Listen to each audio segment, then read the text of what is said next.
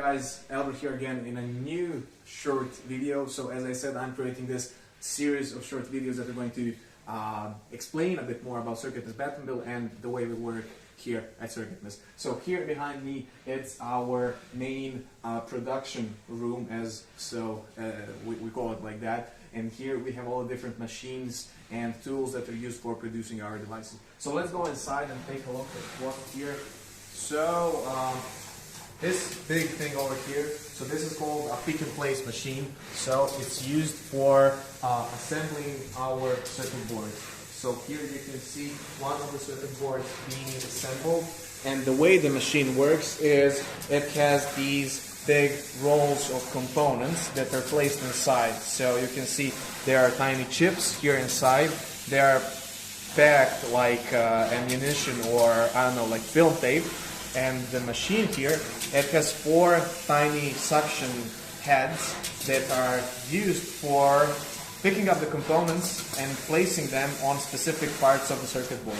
If you take a look here, you will see that the machine actually has a camera and it's looking and trying to figure out if the components are placed at the right side. So what we are doing here, we are maintaining the machine, but we also need to create the program that's going to be used here for assembling the circuit board. Just a bit more about the process itself. So when our circuit boards, this means that it's finished.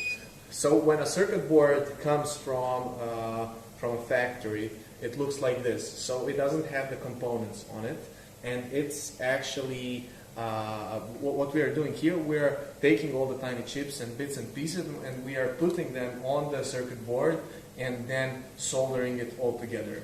So first we need to put the circuit board in here. So this thing here, it's called a solder-based printer or a stencil printer. So this one, it's used for applying the solder paste on all of these tiny pads that need to be soldered. So as you can see, it has a lot of this solder paste on it, and I put the PCB inside, and this thing over here, it actually spreads it over the circuit board through this steel plate.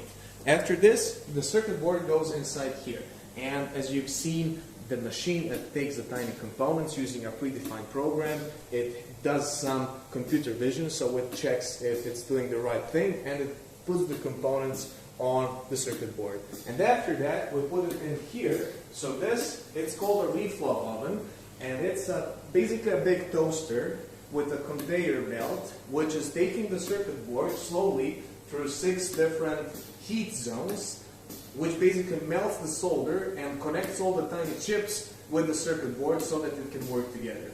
After this, we also do some manual inspection. We use a microscope like this, and we also do some manual work to fix if something is not done correctly. You can see Philip here, who is doing some manual rework on a circuit board that didn't come out quite right.